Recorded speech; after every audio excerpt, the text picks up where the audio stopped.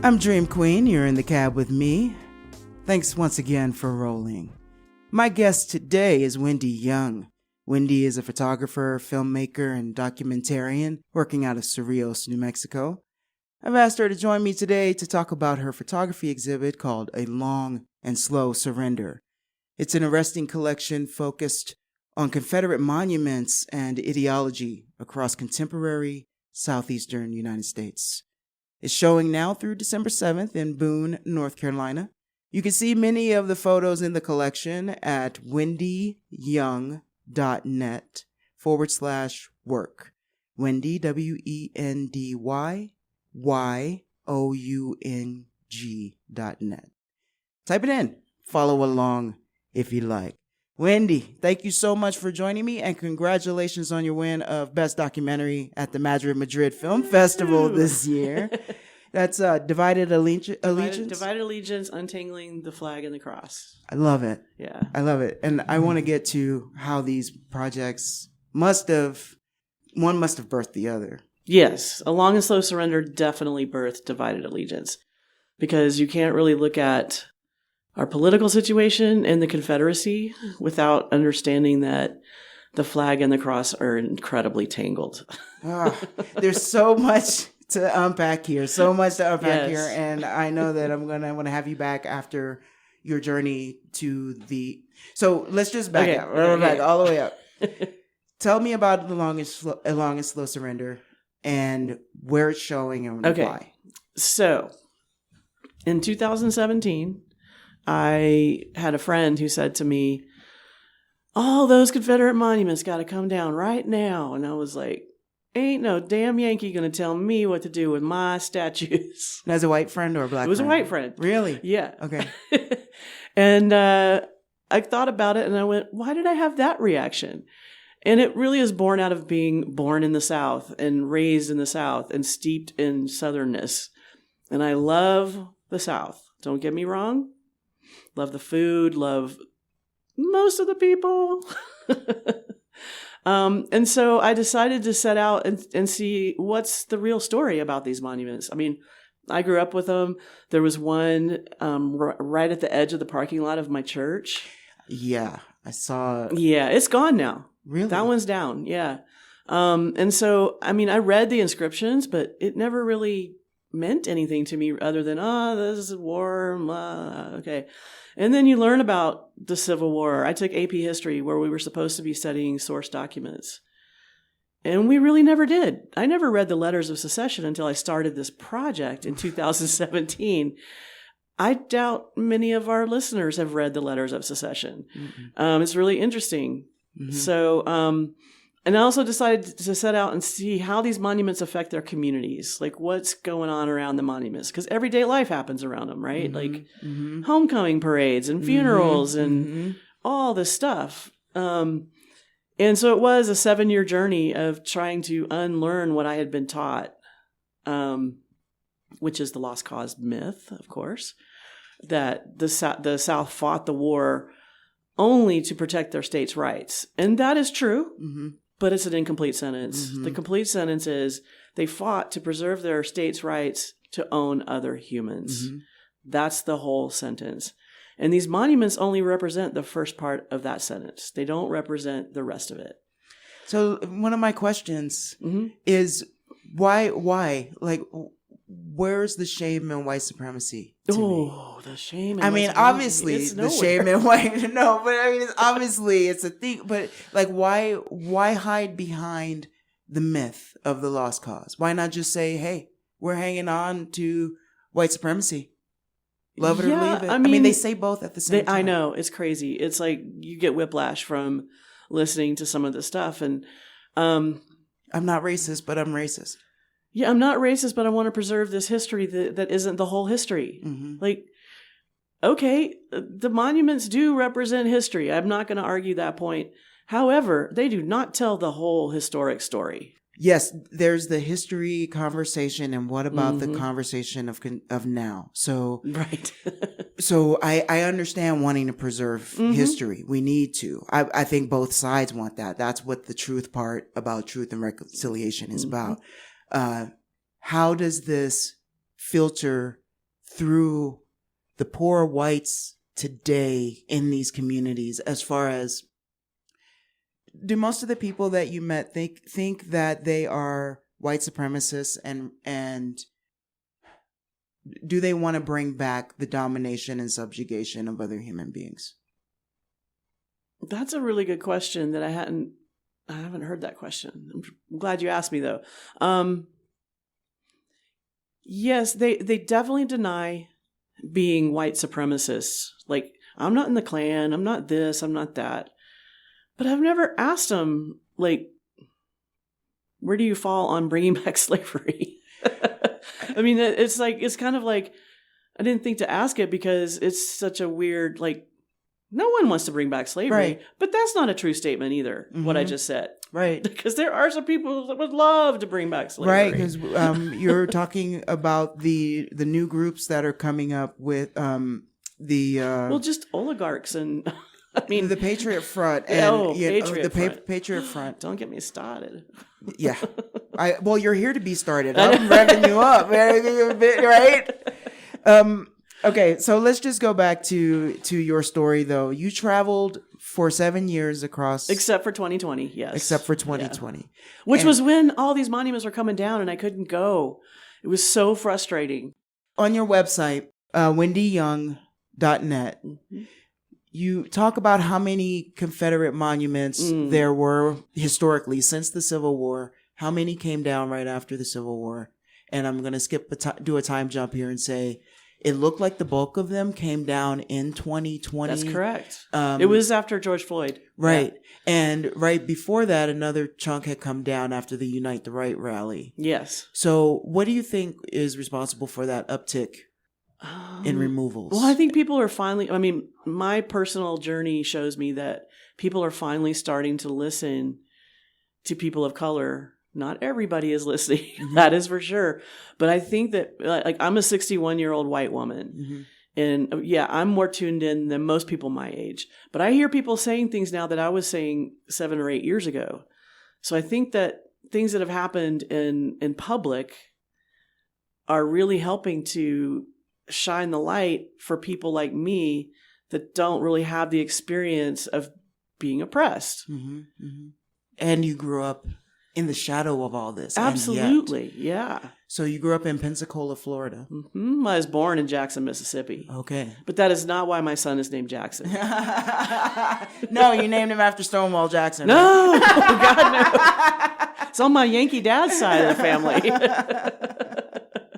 No, yeah. But tell me more about that. I'm really interested in your personal reconciliation process. I was looking at the stairs, that monument in Pensacola. Yeah, because it has all the names of the states that seceded on the steps. Yeah, and I don't even know if the steps are still there. I haven't been back to Pensacola in a very long time. They got to change their governor before I go back. But I'd like to talk a little bit about your upbringing and the flag and the cross, and the piece is captioned "Confederate Steps, Pensacola, Florida, 2017." This monument is one that I have personal connection with. These steps lead from the Lee Park to the parking lot of my hometown church in Pensacola, Florida. This is where my friends and I would hide out when we skipped church activities on Wednesday nights. That's correct. At First Baptist Church. Yeah. Shout out to Sarah and Donna. I love skipping church. They need to stop putting parks across the street. That's right. Oh, yeah. No, yeah, that one is, I mean, it's really interesting, too, because it's in the middle of the main drag through Pensacola.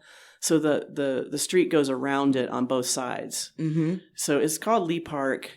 And, you know, it's right there in the center of town, which most of these are in the center of town. I could put a town in my GPS, and it would basically drive me within 100 feet of the monument. Jeez. Because that's the center of town. And they're almost always in front of courthouses.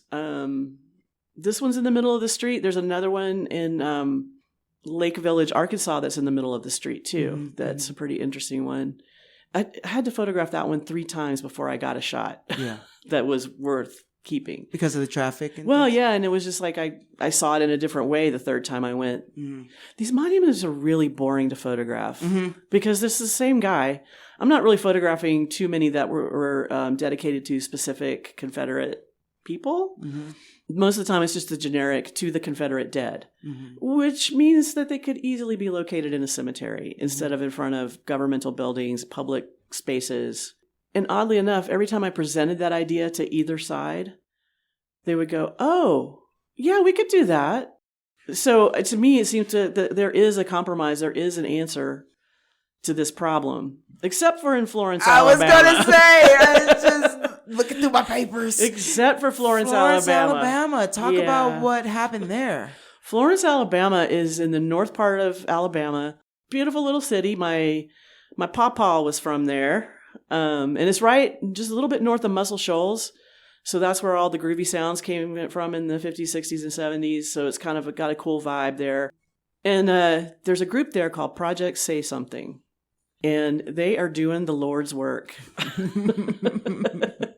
Camille Gladstone Bennett is in charge of that group. And she's just so cool. And what they're trying to do, well, originally they're trying to get the monument moved. Okay, then Kay Ivey, the governor of Alabama, said, can't do that. Any monument older than 40 years cannot be moved, changed, or added to in any way, shape, or form without a $25,000 fine to the city that does those things. And didn't he make up that, propose that law like recent? Oh, yeah, it's been within the last 4 or 5 years. Right. Yeah. So as they were trying to get it taken down, she definitely created new legislation to say, sorry, we can't do that without a $25,000. Yeah. So guess what Project Say Something did? These people. They raised $25,000 to pay the fine. They poured a slab. They paid to pour a slab in the cemetery. And the city council still said, nah, we're not moving it. So they came back and said, well, how about this? How about we just put up a little plaque that talks about the egregious language that was in the dedication speech that was read over this monument, which if you spend any time reading these dedication speeches, yes, it's like, wow, they were saying it right out loud.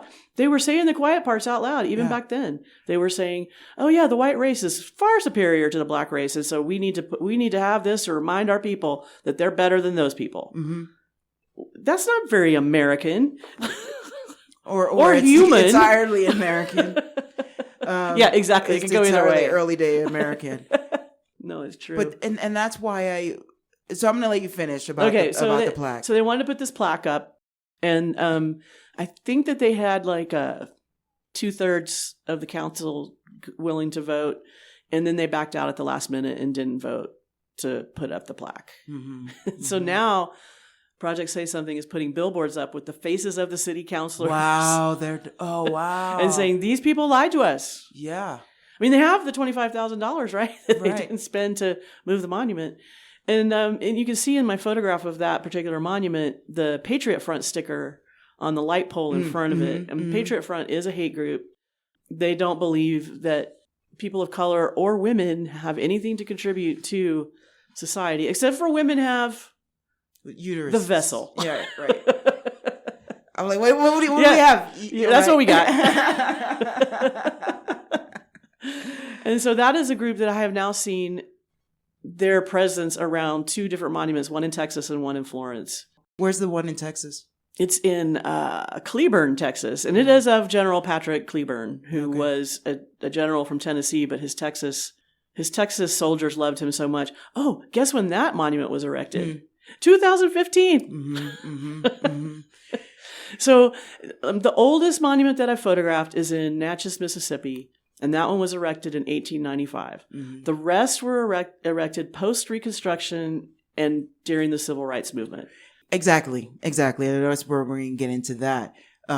Because while we are on Florence, Alabama and the Patriot Front, and we're talking about the egregious language, I want to sort of close this part of the conversation before we move into the symbolism, the actual symbolism of Confederate iconography. And maybe no, they don't want slavery, but they definitely want to intimidate people. So we're gonna move on. But the so the language that the Project Say Something wanted to address with the plaque. You'll have to remind me because I don't have it memorized. No, I have it for you here, and I don't know if it's better if you read it. Or, I'll read it. Yeah, you read it. But let people soak it in, because the truth of the matter is that a lot of people don't have this information. They're saying it's pride and not prejudice, and it's like no. This is not very. I've known. I wouldn't be proud of this if I heard it at a speech. I would be appalled.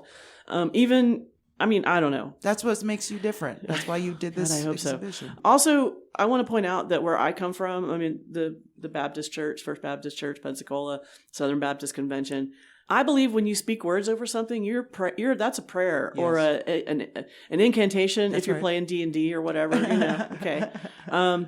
So the fact that they spoke these words at a ceremony, I don't know where to file that. Because it's so okay. Here, just as a first, and then I'm gonna just say afterwards, I will read bits of the mission statement of the Patriot Front. Oh, okay, yeah, all right. 120. It's a reading club. 120. Well, the Indicab Book Club. We have it at 9 most Saturdays. Nice. All right. So in this our Southland flows the purest Anglo-Saxon blood that pulses in any human veins. Wow. Isolation, a lack of immigration, fastidious taste, and public opinion all have conspired to produce this result. In the northern states, public opinion leans in the opposite direction. Fellow citizens, we are all citizens of the same great country, worshiping the same God, sharing the same bright heritage of honor, loving and following the same bright, starry, I think that was supposed to be flag, left out the L, whithersoever it may lead us in that country's cause. But binding and eternal as our union is and forever shall be between our countrymen of the North and our countrymen of the South, there is drawn a line which must separate us in our beliefs and sentiments until it shall fade away in the light of truth and experience. Their civilization differs from ours in one essential that creates an impassable barrier. Here it comes. They look upon the Negro as a white man with colored skin and believe education to be the one thing needful. We of the South know better. No other people know him so well or love him so well. But nowhere here is he accorded social equality. When the highest representative of Northern civilization invites the highest representative of Negro civilization to sit at his table as his social equal, he digs a gulf between us too wide and deep for us to go to them or for them to come to us. This gets a little weird because he's talking about some weird Bible stuff. Read it. Okay. Read it. Okay. Weird Bible stuff. We love it. I don't even understand. Untangle the flag and the cross, Wendy. That's what we're here to do. Okay. Into the form of man, God breathed the breath of eternal life, and he became a living soul, so separate from the man-like forms around them that when the children of Adam, sons of God by virtue of that miraculous inspiration, saw that the daughters of men were fair and married them, he sent a deluge that destroyed the mongrel race. Did he, though? Well, and okay, I'm not finished. Because we're mongrels still here. I mean, if I'm that mongrel, these people. Am I that mongrel? We are the sons of God. Let no second deluge be brought upon the world on our account. United daughters of the Confederacy, into your fair hands your Creator has placed the power to prevent this degradation. Let no man, be he as learned as Socrates or as rich as Croesus, cross your threshold if he has bartered away this right. To you, fair daughters of the Confederacy, we return our thanks for what you have done and are doing for us and for the South. With now, the babies, white babies. This is the right. This is the weird thing that the plaque that they wanted to put up, the only part that they were going to quote was this mongrel race part. Whew. They weren't even going to address that first sentence. In this, our Southland flows the purest Anglo-Saxon blood that pulses in any human veins. Yeah. Wow. It reminds me of all the negotiations. I mean, all the peace talks that we're listening to right now. Yes. All this ceasefire stuff. You have to cut lines and make compromise, but the other side doesn't want to compromise often. Well, I'm not sure. I mean, the people that I talk to about Confederate monuments, I'm not sure they even know that this stuff exists. I'm pretty sure that they live in this weird vacuum of, I don't need to know the history of these monuments because they just represent history. But only one side of the history. And, usually people say, oh, well, the winners write the history. Not in this case. The losers wrote the history and then rewrote it. Yeah. Well, and it's just so wild because it's not, that's the part where I was getting to is if you're going to be a white supremacist, just own it. Be proud. You can't sit here and tell pieces of your story, and you can. And this is where I so appreciate you being on this show as a white person from this, from your vantage point, because you're decolonizing your own mind and life.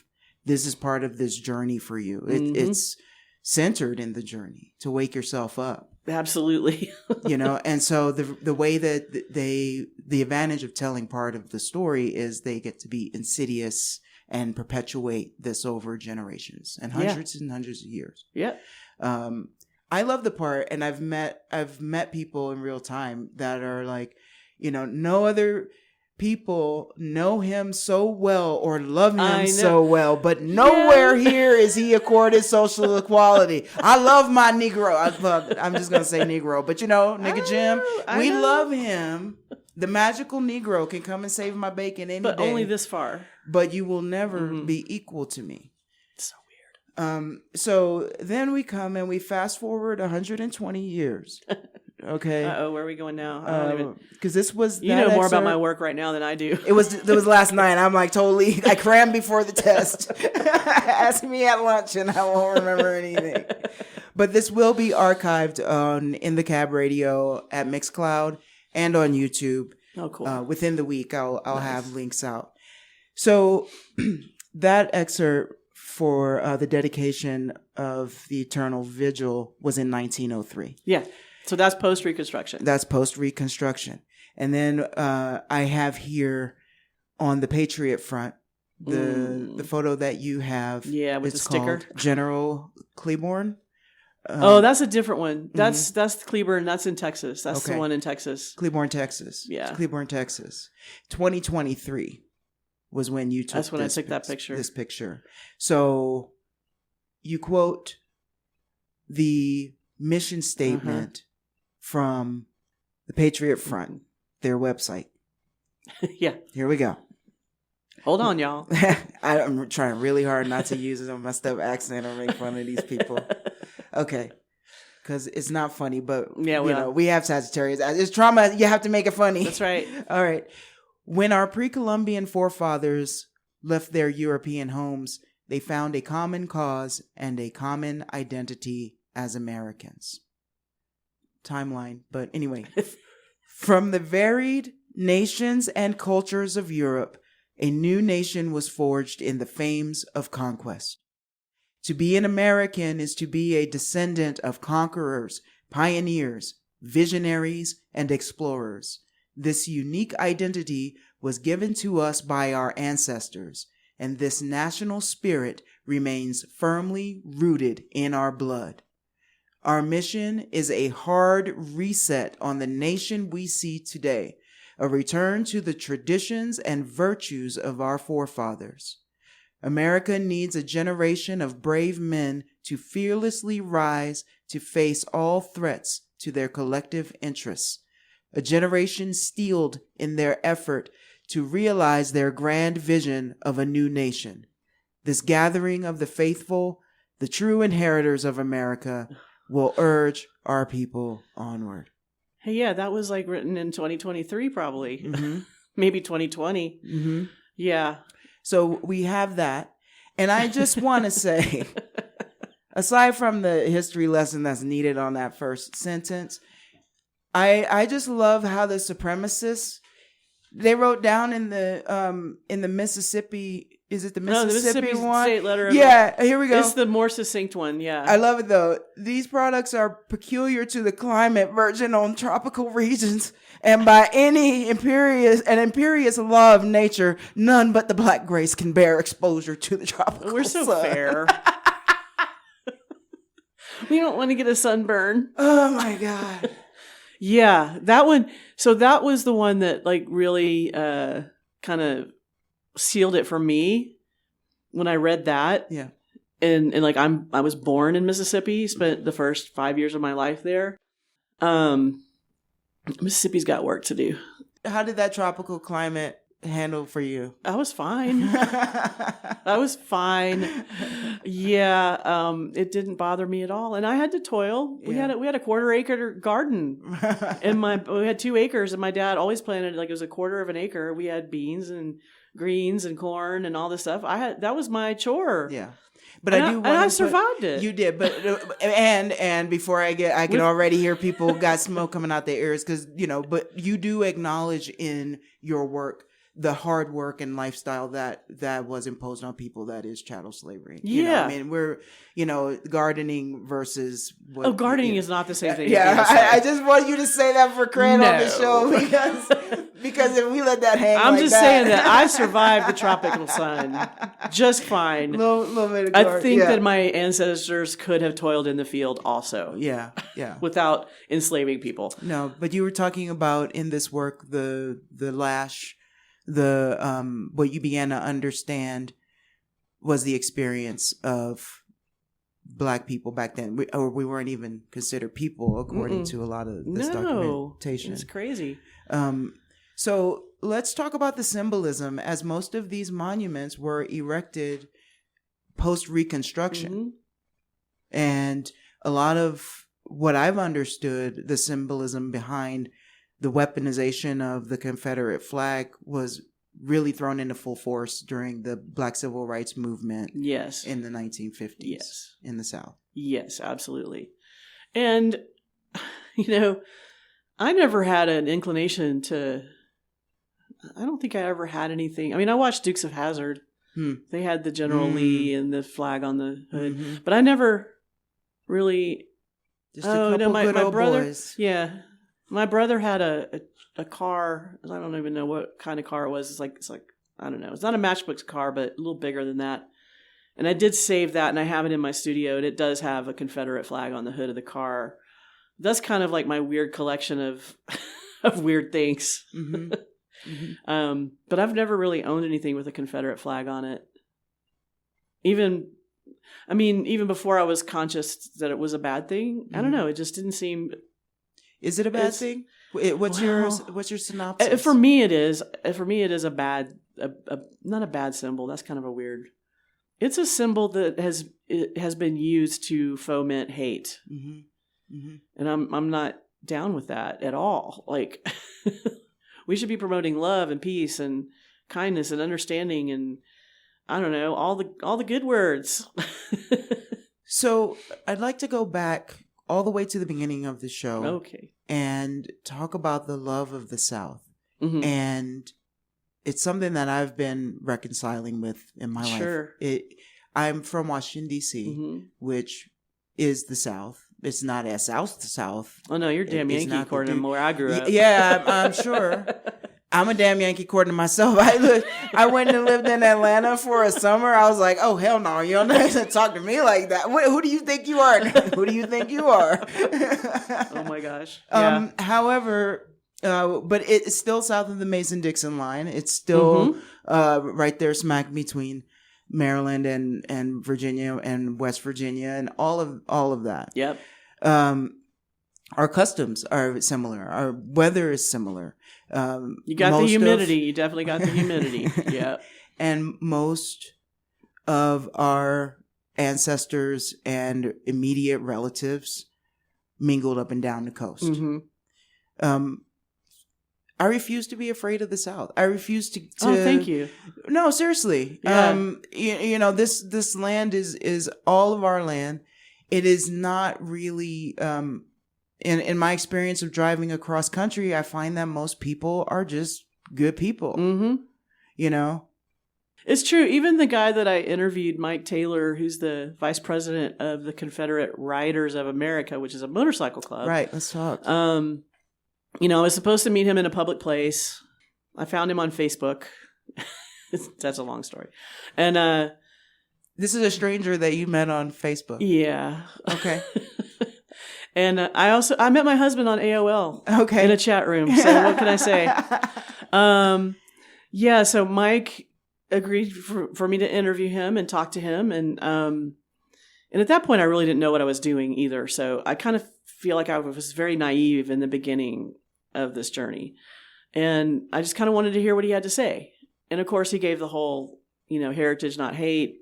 I have a black friend and that kind of thing.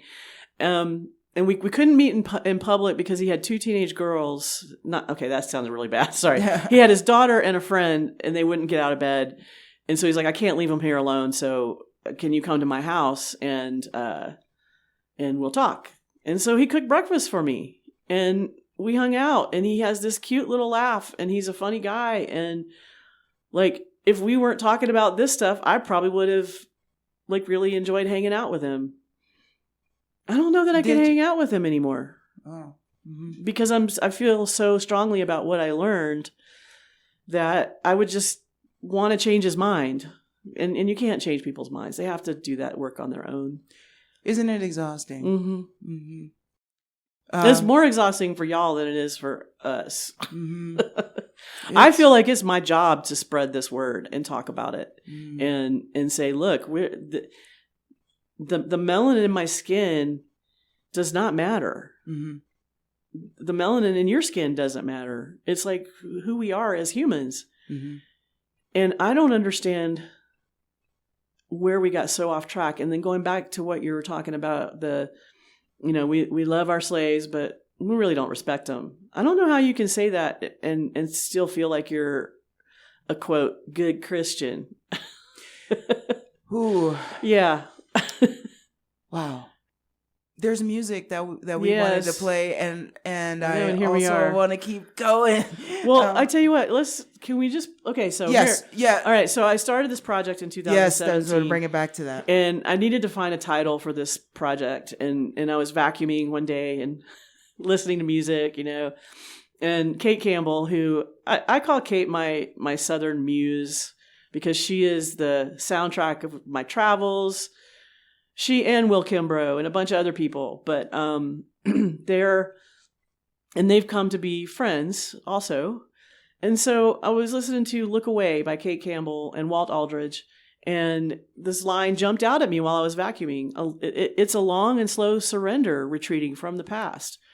And that's what we're in. We're in this long and slow surrender, and it is slow. Mm-hmm. And it has been a long time coming. Mm-hmm.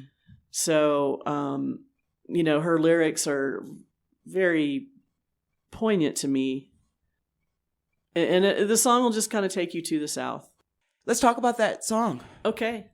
So that's the song I got the title for the work from. Mm-hmm. A Long and Slow Surrender. And like I said before, Kate's really kind of a musical muse for me. I think she might be we're the same age. We had the same Baptist upbringing. So I've actually hung out with her a couple of times over the years, and we had her at our house concert series, I think maybe 3 times. I think it's at least 2. That song has been with me for a long time. I believe she wrote it in the 90s at some point, she and Walt Aldridge. And we were talking while it was playing about how it's a great song, but it can seem a little bit naive from the white perspective in that I never saw an angry mob. That doesn't mean they didn't exist. I know Kate knows that. Mm-hmm. Mm-hmm. But I think it's interesting how the more I learned about the history of the Civil War, this song kind of became a little bit more of a naive song. Mm-hmm. I guess that's the right word for me, is a little bit naive, which I was. Mm-hmm. So I think that's why I kind of identified with it. The line, never dreaming others saw our way of life in black and white. Mm-hmm. I remember watching the news, and it was during desegregation and busing. Mm-hmm. And I remember watching the news. I mean, I always had this feeling that Northerners look down on Southerners. Right. And then I saw on the news that, I think it was in Michigan, that they were protesting busing also. And I was like, well, they're just as racist as we are. Mm-hmm, mm-hmm, mm-hmm. And so being, kind of pigeonholed as the region of racism. Right. It kind of upset me when I was a kid. Mm-hmm. But then I grew up to realize, well, yeah, we kind of are. Like, accept who you are, and then try it. If it's not the right way to be in the world, change it. Mm-hmm. You have another selection that you so this kind of I look at A Long and Slow Surrender as the beginning of my journey. Yes. And then Amy Ray's Didn't Know a Damn Thing is definitely where I'm at right now. She's got a little more anger. And I don't think this is an angry song, but yeah. And also, I just want to point out that the Indigo Girls have been working very closely with Project Say Something in Florence, Alabama. Wow. Yeah. So I kind of admire the way they do their activism. Mm-hmm. So y'all hear that? These organizations are out here working. Project Say Something, if you want to give some money, they have a website. I don't know if I'm allowed to do that, but it's probably not like exactly like that, but okay. Go check out Project Say Something on the internet. They have a great Facebook page too. Actually, you can do whatever you want. You can. Okay, all right. So that's something that we learned at the radio conference, just for sure. Really? My guest says something. It's not. I can't turn the mic off and choke you out. Okay. No, I can't find you. But I should know better. So that's okay. You didn't know I was going to say that. I love that you did, though. Everyone, please get involved with these organizations in one way or another, just to learn a bit more. Absolutely. This is, again, not old history. This is the still going on right now. Mm-hmm. Right now. And don't act like you didn't know a damn thing. Let's talk about that song. So that song to me is kind of where I'm at right now, and looking back over my life. And I really didn't know a damn thing because I wasn't taught the actual history. That line, gave 3 days a week to the sanctuary and 5 days a week to the county curriculum. Yeah, that was my life. I was in church 3 days a week, except for when I was skipping and hanging out by the Confederate monument. Yeah, and it's like Amy is really pointing a finger at the institutions that are responsible for us being kind of in this position. The education system, our churches, our churches aren't doing a whole lot to educate people about our actual history. Mm-hmm. And they're a big part of the problem. Yes. I'd like to close the show in the interview when we get there with Side by Side by Walter Atkins, which was another song. Yeah, that's a sweet little song that kind of is where we need to be. Yes. And he references Dr. King's work. Absolutely. Which has been a big part of this show for the past 6 months or so. When Amy was talking about the kid on the bus sitting next to her. So how integrated was your growing up? My elementary school was not integrated at all. My middle school was very integrated, and my high school too. Yeah, and then my grandfather owned a store in a black part of town, Brownsville, in Pensacola. So I grew up around black people my whole life. Mm-hmm. My mom was a public school teacher. As a matter of fact, in Mississippi, when we lived there, I'm trying to remember the name of the little town. I can't remember it. Oh, Live Oak, Mississippi. She taught a bunch of mulattoes. I don't know if that's the right word to say, but that's what they were. I'm sorry. But these are people of color that have really. Some struggled. People are cool with it as a whole identity, right? And so I was around many different races my whole life. Mm-hmm. So I think that's what made it harder to understand for me is but this is our friend. Why are we, why is this societal thing happening that others people? Well, and that's where, because as you're talking about this, I'm listening to you and I'm thinking at the same time about just that little aside about the term mulatto. Mm-hmm. And how if race wasn't such an abusive construct, a way to categorize people, we wouldn't even have a use for words like that. Right. And even though it is, I believe there's people who are of mixed heritage from a certain area identify as mulattoes. And why? Because somebody pointed at them and said, "You bunch of mulattoes," one day. I don't know. I'm sure I know they did. Well, it's a constructed blood quantum thing. Okay. Oh, so it's that weird guy that did all the blood stuff. Yes, it's a weird guy who did all the blood stuff. Y'all go and look at 1619. Yeah. They break it down in the category of race, and that it was a a person who worked for the United States government. He might have had doctor in front of his name. He made a list of all the different, I guess, ethnic groups and rename them according to if they were 1/8, 1/16, 1/2 white. And then it became, this is the fun thing later, especially around Jim Crow. Fun with genetics. Is that if they knew that that even if you didn't show melanin in your skin, then that you could still have black blood in you. Right. So then it became like, you're hanging out with too many black people, you must be black. And so a lot of white people got categorized as black for being in the jazz clubs and stuff. It's really deep how it can go, the othering process. But why don't you just go to the jazz club and enjoy it instead of sitting back and judging? I don't understand that. Like, just go enjoy life. Mm-hmm.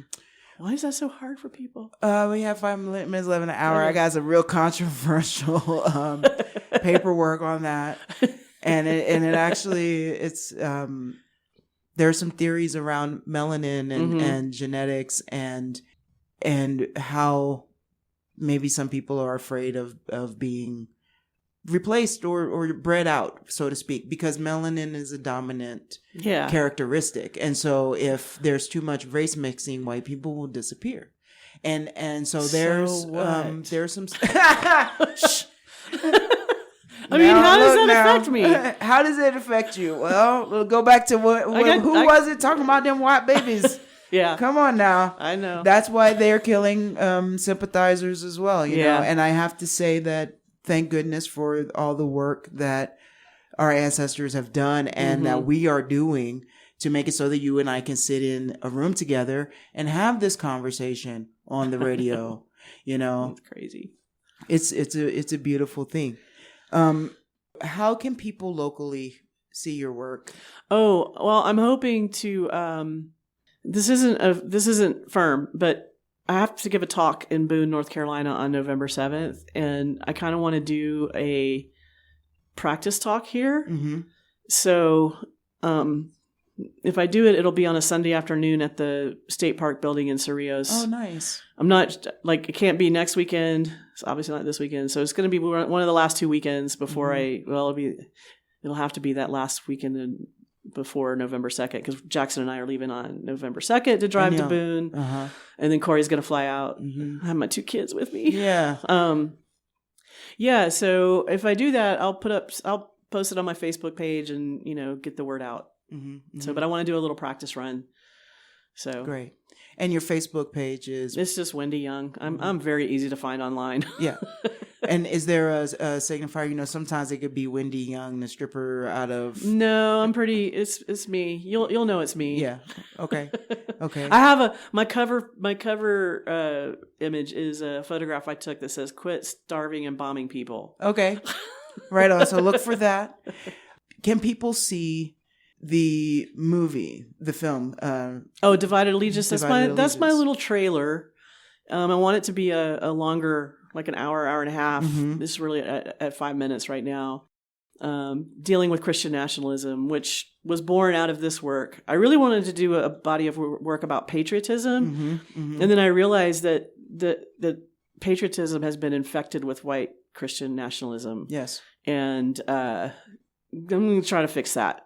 You're going to try to fix that? I'm going to try to fix it. Awesome. In my own little way. Sign me up. I would love to fix that too. I just want to shine a light on it, and it's kind of a personal thing too for me. Like, I don't want my faith weaponized. Stop it. Yes. Stop it. Yes.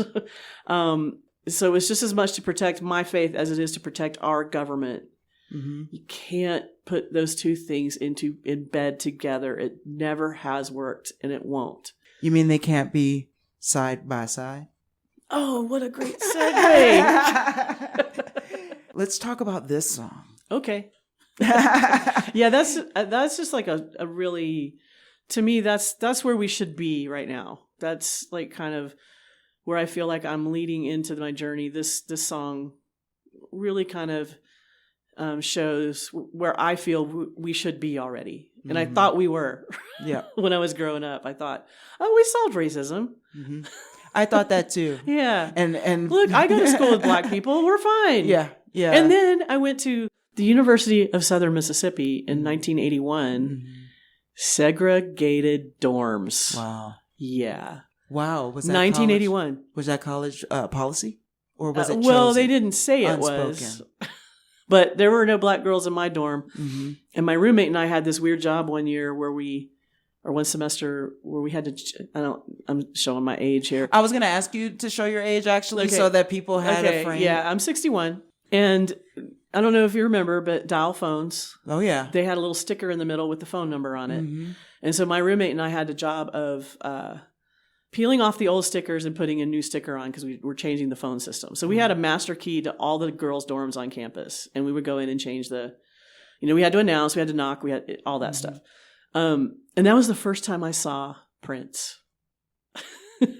Prince was in the dorms? Not in reality, but every girl had that poster of Prince, and I guess he's in the shower. Oh, yeah. In his Speedo. Yeah. He's like mostly naked. It's it's just a Speedo. Whatever. Yeah. And so my roommate and I were like, well, who's that guy on all the girls' dorm walls? And that's where I learned about Prince. Really? Yeah. From the black girls' dorms. Wow. Who knew? Did you go get a Prince album after that? No, but I did go see Purple Rain when it came out. I Nice. was like, oh, that's that guy from the dorms. Yeah. I love that. So we didn't solve racism. Just a spoiler alert. But here we are, just walking that side by side. Yep.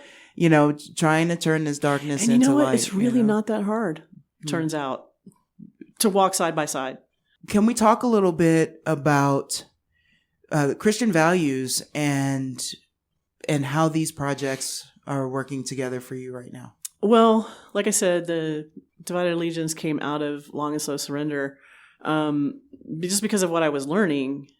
And I realized that even my Christian upbringing doesn't address any of this, and it should. Mm-hmm.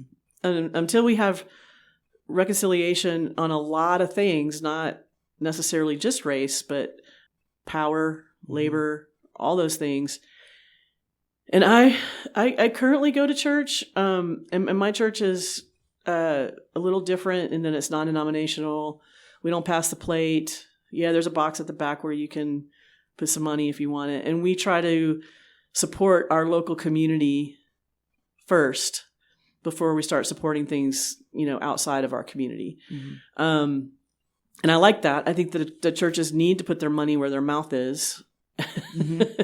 and support their communities. Yes. Dr. King in A Knock at Midnight, which we read during my book club this last time, I think it was the third or fourth sermon in there was guidelines for a constructive church. Yeah. And he was basically addressing what you're saying. Yeah. That the church is not a social club. I would say not just. I think he was a little remiss. They do help build that. community. I would give them that. It's what people only had for a certain amount of time. Yeah. So the church did become a social club. However, he was just really talking about the responsibility and role. Right. But you can have fun and support your community at the same time. Mm-hmm, mm-hmm. Turns out that's not that hard either. Yes. And he talked a lot about status. I found it interesting that you said y'all don't pass a plate. Mm-hmm.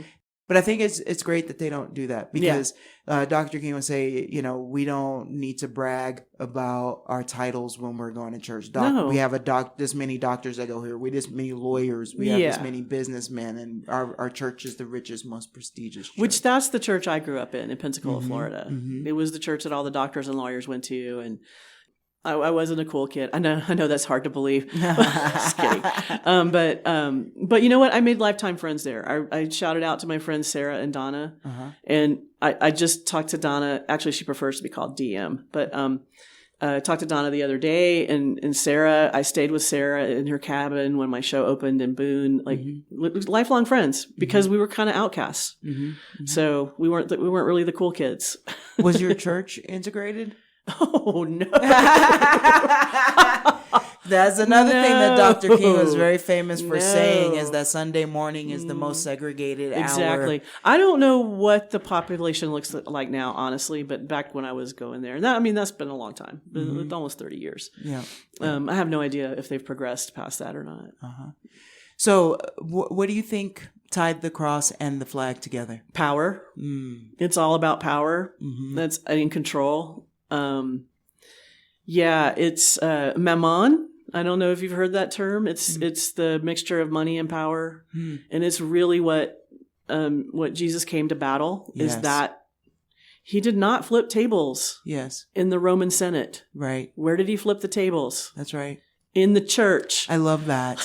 I love that when in our pre-production meeting, you're like, Jesus came to overturn religion to save his religion. Yes, and he's a liberator of the oppressed, not a mascot for the powerful. And that, I actually have a sweatshirt that says that. Wow. Yeah, and I believe that 100% wholeheartedly. If Jesus wanted everybody to be Christians, he would have done that. And he did everything to avoid that. When he was tempted by Satan, you could own all this. All you have to do is worship me, and you can have all this. He could have done that.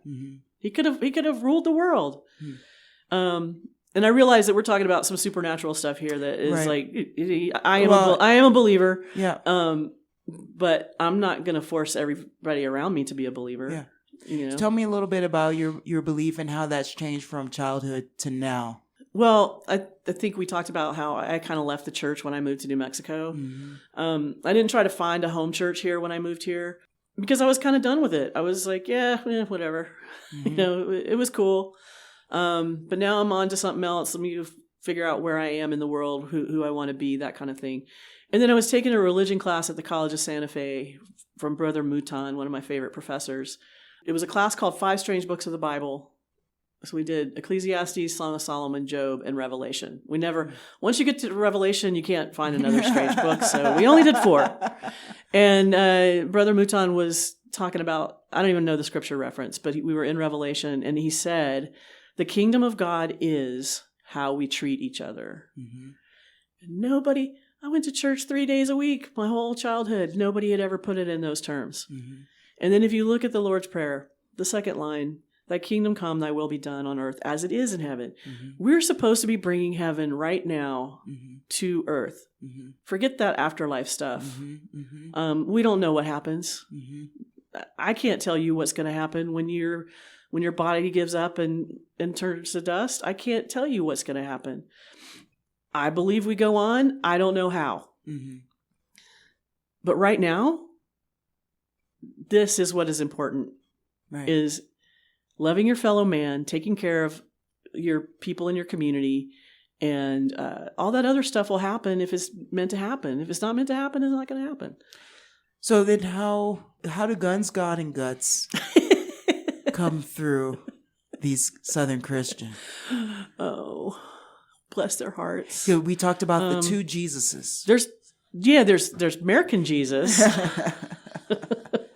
With the abs. Yeah, and the AK-47 or I don't Rambo. even know gun stuff. So and wearing camo and forcing people to believe in him. And that's not how he rolled. That is not a historic biblical Jesus. And if you want to know the historic biblical Jesus, you got to read the red letters. And I think you can get a Bible that just has the red letters. Interesting. Yeah, which is those are supposedly the words that Jesus spoke. Yes, and there weren't that many. No, no, it would be a pamphlet. Yeah, it's pretty much. I'm going to tell you what it is. I have a little meme on my phone, and it's got a little picture of Jesus, and then next to it, it just says, and it looks like one of those little Bibles you made in Sunday school with the pinking shears. The friend. Okay, and it just says, "Don't be a jerk." It actually says something different, but you know what I mean. Yeah. Don't be a jerk. Yeah. It's not that hard. Just don't be mean to people. Love your neighbor. That's pretty much it. Little Queen Trashmouth and Hot Diggity and I just took that trip across Texas to the homeland, toward New Orleans, and we saw a lot of interesting billboards. I believe it. And it's interesting to keep in mind that God didn't draw those billboards, that they were bought and paid for by corporations and big religious movements. Yeah, big religious movements. I don't even know if a lot of the people driving down the highway really believed what was on those billboards. I think it's there to impose on them. Yeah. A lot of my work has been about, for lack of a better term, Jesus. Mm-hmm. I did a project called The Road to Damascus, and it was all based on roadside religious signs. And like, if you have to beat people over the head, then you're not doing your job as a Christian. Because really all it takes is, hey man, how you doing today? Is there anything I can do to help you? Mm-hmm. Do you need a sandwich? Can I give you my coat? It's not that hard. Mm-hmm. And it doesn't have to be these big giant gestures of funding mission trips. It doesn't have to be that. It's how I treat you as my neighbor. Mm-hmm. And the billboards are interesting to me because I always found, I think what draws me to these kind of like fringe areas of life is the passion behind putting up a sign that says repent. Mm-hmm. There's some passion there. Mm-hmm. I can't go put a sign up that says repent. I don't have the passion to do that. Mm. But this person has this passion. We're going to put the repent signs not just on one phone pole, but every phone pole along the interstate. Mm-hmm. I find something fascinating about that. And so I've always been interested in these kind of like, I don't want to use the word weird, but like not mainstream people, mm-hmm. especially in the religious world. I've met many people that most people wouldn't stop and talk to. Mm-hmm. Mm-hmm. I find them fascinating. And like this whole idea of Jesus being a part of my work is what kind of led me to my little film that I made. The introduction to that is all about my early work dealing with the roadside signs and stuff like that. Mm-hmm. How'd you know that you first know that you wanted to travel and felt brave enough to do this? Oh, I don't consider it brave, but I know some to people go do. off with strangers that you met on the internet. I mean, okay. All right, y'all. We're going to get a little woo-woo, and I'm just going to go ahead and drop my gotcha moment on you right now. Since we're here, I'm going to go ahead and drop it because this is the segue I've been waiting for. Okay. I'm glad I could give it to you. Yeah, because I have to always talk about astrology a little bit. Okay. And I do want to say that maybe it's not brave because you and I share some astrological big three. So you're a Gemini, yes. Sag rising, yes. And what's your moon? I have no idea. I have to ask my daughter. Oh, look, we trash mouths. Drop me a text. The phone gonna ding, but I want to know what it is. Tell me again your mom's rising. I mean, moon. See, I have a Gemini moon and a Sag rising, and a Taurus sun. And so I know that I look up and find myself in situations that I'm like, this might not necessarily be brave, but it's interesting. Well, no, that's Gemini, definitely... sun, and moon. Oh, so there's my problem. Sag rising. And so we both share that my mom, who's probably listening right now, is always trying to yank me back off of running willy-nilly into something. But I'm like, wow, that looks cool, and then, here we are. It's totally true. That I really resonate with. I'm not brave, but this is cool. Yeah. That is definitely, I find myself in some knowledge or something. There was this guy in Texas that had the resurrection painted on the side of an 18-wheeler. Mm. And I actually got in the back of the truck with this man. Jesus. That's how you blessed. And then what happened? Well, he told me that he wanted to set it up to be an after-school program for kids. No, come in and look. But this is exactly what he said. He said, but they wanted me to sign them pedophile papers. And I was like, what is a pedophile paper? And then I went, oh, you mean a background check? Yeah. I was like, well, yeah, I would want you to have a background check if I was going to let my kids get in the back of your 18-wheeler. Hey, people are going crazy every day. I don't care what you did last week. Your background check. What are you doing today? Now you just woke up because you can't afford toast, and so now and now you're mad. Now you're stealing kids and selling them on the black market. Everybody's got to hustle. I don't know what that background check is going to reveal. The pedophile papers. I know, it's wild. It was crazy. Okay. What's your gotcha on this note? Did you know that in 1852, while this is Jeopardy, I know, right? And while on a steamboat in Mississippi, John Warren Revere, who's in the song, Joseph Warren. We were talking about Joseph Warren, and discussed astrology with Stonewall Jackson. What? Yeah, who was a deep believer of the subject. What? And though Revere was skeptical, he provided Jackson with the necessary data for calculating a horoscope. And in the course of a few months, he received from him a letter which he preserved, enclosing a scheme of Revere's nativity. Jackson predicted a, quote, culmination of the malign aspect, end quote, in the first days of May 1863. This would align with the Battle of Chancellorsville on May 3rd, 1863, the battle that led to Revere's court-martial. Wow. That was on Wikipedia. That's crazy. Yeah. And it's just so funny because we both went down our own rabbit holes, but I click on Civil War service. Yeah. And that's what I came up with. My little rabbit hole was like, what? He talked astrology with Stonewall Jackson, who cast his chart. And it's just funny because, Lil Queen Trashmouth and I were just talking the other day about celebrity astrologers and political astrologers. I think you could count that one. Mm-hmm. They've been believing in this stuff forever too. And they're shoving Christianity and what's devil worship down people's throats on the one aspect. But it's okay if they do it. Oh yeah, because you got to do that to manipulate power.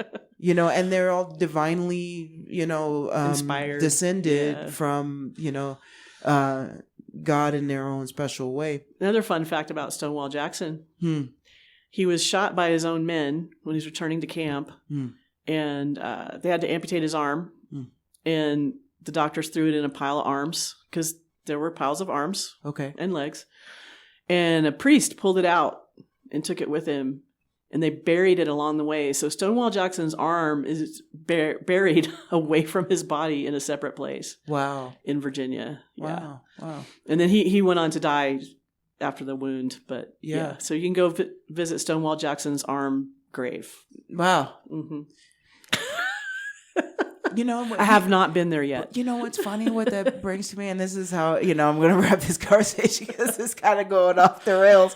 But I really, one of my favorite movies, because I grew up queer in the '90s, and there wasn't a whole lot going on. Still a very great movie, Fried Green Tomatoes. Oh yeah. Do you remember when they buried Buddy's arm? No. I need to watch that again. It's been a long time since I saw that. Great movie. Yeah. Very centered around Southern life. Yes. Right? And being queer, being anti-racist. Yeah. And being amongst Klansmen, but Cecily Tyson, Kathy Bates, you just I remember that scene in the parking lot. Which one? With Kathy Bates.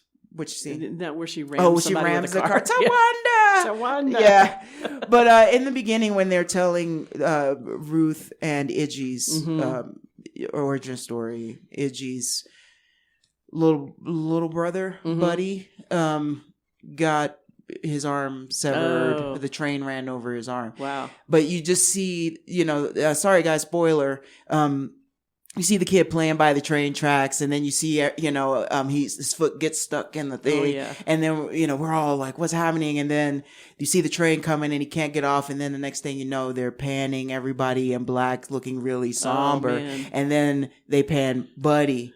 And you see this he's probably like 9 years old, and he's got his sleeve tucked in, and he's wearing the little suspenders, and the tombstone says, "Here lies Buddy's arm." Nice. But I wonder if, because that the grandma in that was very much, she was a daughter of the Confederacy. Yeah. They talk about that in the movie. Yeah, she was having a meeting DOC, down there. Yeah. Can you just say a little something about their role? Because I was confused growing up. In D.C., they had the Daughters of the American Revolution. Yeah, it's two different daughter things. Yeah. Okay, so what? Well, the Daughters of the Confederacy were they were first the Ladies Memorial Society, and they were the ones that made sure that veterans were taken care of, and that they had everything they needed, and then it kind of morphed into building these monuments. And then they also were very responsible for rewriting the history and writing the Lost Cause myth. Mm-hmm. And I haven't done a whole lot of investigation into that. I just kind of know the cursory things about them. I'm sure there's so much more to them, but they are still in existence today. Mm-hmm. My husband and I attended in 2023 an erection of a monument. Talk about that. Oh my goodness. It was wild. Last year. And granted, it's on private property and paid for with private funds. So I'm fine with that, as far as if you want to play your little game, keep going. I don't understand why they want to keep that going, but they do. And one of the ladies there that was she was the MC and kind of ran the whole dedication process. Pretty sure she was a cousin of mine somewhere, because she had Cheatham in her name, and my grandpa on my mom's side from Florence is a Cheatham. She's still in the Daughters of the Confederacy. She's a big active member of that, and so their plan for this property in Alabama is to maybe house some of the monuments that have been taken down. Mm-hmm. And erect new monuments to the Confederacy. Yeah, I said that out loud. Okay. It was a crazy experience. I mean, my husband and I didn't really talk to anybody, or we just kind of sat there and just did our thing. I took pictures. They had a Civil War reenactment before that. That was kind of cool. Mm-hmm. And it was a war that the Confederates won. So against, I can't remember General Strait, and it was Nathan Bedford Forrest, who was the father of the KKK. Mm-hmm. He was the first Grand Dragon, I believe, of the KKK. So, all right, it's all a big spider web. That's all I can tell you is this really weird spider web. It is. And that's kind of an insult to spiders.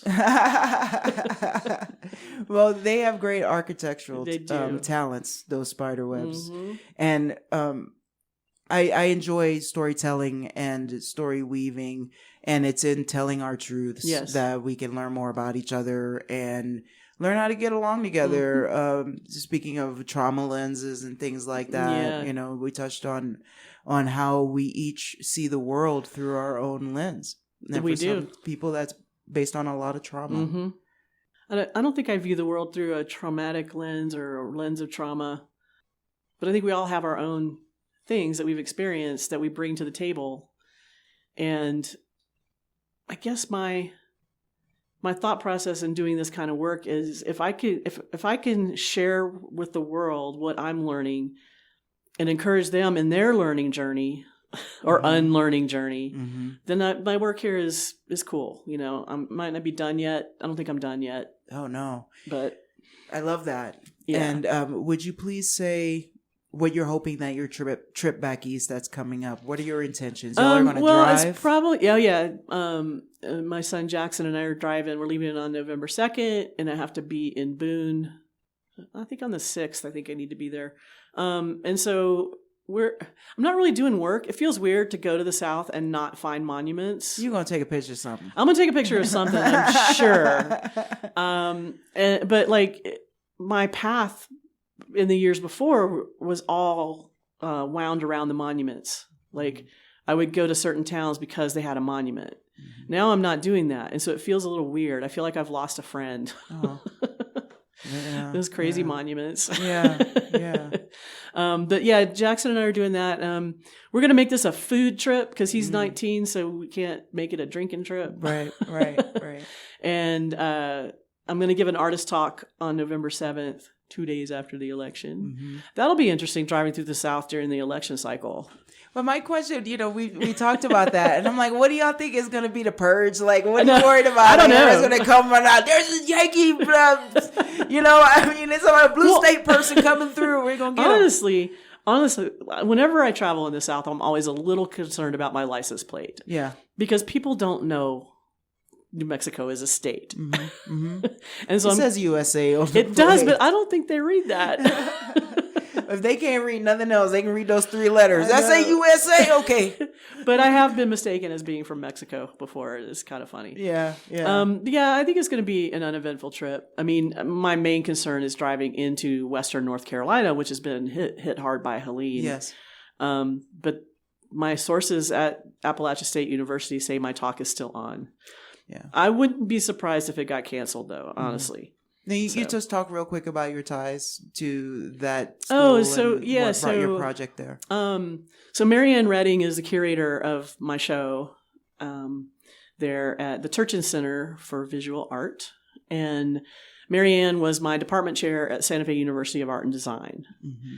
And I told her in 2017, we had lunch one time, and I said, well, I'm going to do this project. She had already moved to North Carolina when we had lunch. I said, I'm going to do this project about the Confederate monuments. And she's like, well, I'm going to show it. And I hadn't even taken the first picture yet. Yes. So that's confidence. Yeah. If you have that much confidence from your curator, that's a good sign you're doing the right thing. So, yeah. And Marianne is just a lovely human. She and her husband, Roger, are great. Awesome. So. And just real quick to plug just your other modes of business, you work with local artists and documenting their stories. Yeah, that's kind of my main day job is I print for other photographers. So I'm a printer, a digital printer. And then I really want to expand my business to documenting artist stories, like getting your brand out there. Like your story is who you are. And that can be a really good tool for marketing your business. Mm-hmm. So I've learned a lot just from reading your mission statement and description of the project and everything. I'm like, man, I'm slipping. I definitely want to consult with you on my elevator pitch. I'm really good. I'm really good at helping artists solve their digital quandaries. Yeah, if you have trouble navigating the digital realm, just reach out. Awesome. Anything else you want to leave folks with before we say good day? No, I just, just be good to your neighbor. Mm-hmm. It's not that hard. It's not that hard. It's not that hard. All right, folks, y'all heard it. Wendy Young says it ain't that hard. I mean, you have to not be a power hungry idiot, right? So there's that part. So, the work that. I just really appreciate you being here, and my goal is reconciliation and truth and justice, all of those things that that this project brings to the forefront, and how we can get along as human beings and move forward. Okay, it doesn't matter if there's a ceasefire tomorrow or if we all do revenge killings until one last guy is left standing. We have to do the personal work that will allow us to be good humans to each other. Mm-hmm. And so I think it's great. And it is hard. And also it's natural. Yeah. To the drive to get along, I feel like. We can get there. We can get there. Mm-hmm. We can get there. Oof. Thanks for being here. Thanks for having me on the show. Wendy's website, wendyyoung.net. Is there a song that you want to hear? Let's see. What was the other one? I can't remember. Wildfire. Oh, let's do Wildfire. You want to do Wildfire? Yeah. So Wildfire is a great little song by Watch House. Yeah. And it's kind of a historic journey from Joseph Warren to now. Mm-hmm. And yeah. And that's Joseph Warren, grandson of Paul Revere or son of Paul Revere? No, I think he was a cousin of Paul Revere. Oh, I got to pull out my... No, check it out. Is it the same guy, right? Joseph? No, I think that's one of his descendants. Ah, okay. Yes. Joseph Warren Revere was Yeah, so he was named after after Joseph Warren died in the Revolutionary War. He died at the Battle of Bunker Hill, I believe. But the song says hate should have died with Joseph Warren. So how come everybody's naming everybody the same name too? Because I don't know. I mean, like, I don't know. It's hard to keep track of history when everybody's got the Change it up a little bit. Because when we were talking about, this is the one that was doing astrology. So with Stonewall Jackson. Yes, that's this guy. But he's a descendant of Joseph Warren. Okay. Joseph Warren, from what I read, he should have been George Washington, but he died at the Battle of Bunker Hill. He wasn't supposed to be fighting, but he did it anyway. So he's kind of a martyr for the American Revolution. Very interesting. Yeah. Very interesting. But then his descendant goes on to do astrological charts with Stonewall Jackson. and a whole bunch of other things. Because I found out about this guy through listening to the song Wildfire, and I thought I was following the Joseph Warren from the song. He is Joseph Warren, but then I guess the Reveres got married down the line or something. Yeah. I don't know. And that's how we get this whole, this whole idea of I'm blue-blooded American, even though I'm dirt poor and don't have nothing. The Anglo-Saxon bloodline. I got the bloodline. Mm-hmm. I got that blood. So Wildfire is a great song. All right. Well, we're going to end with Wildfire. And everyone, you can catch this talk in its entirety on Mixcloud.com in the Cab Radio and in the Cab Radio at YouTube. And I'll send you links, Wendy. Thank you. And we'll follow. All right. And we'll see you guys when you get back. And hopefully you and Lil Queen Trashmouth will come on and talk about the journey and what the atmosphere was like. Yeah. Now, she's going to fly. She's flying. Mm-hmm. She said she didn't want to drive through the South after the election. I was like, I don't blame you. Man, I want to hear about the two different experiences. Yeah, that'd be cool. Because I imagine that she can have just as an extreme issue on the plane with the heightened alert of XYZ, or... It's going to be interesting. Yeah, we'll see.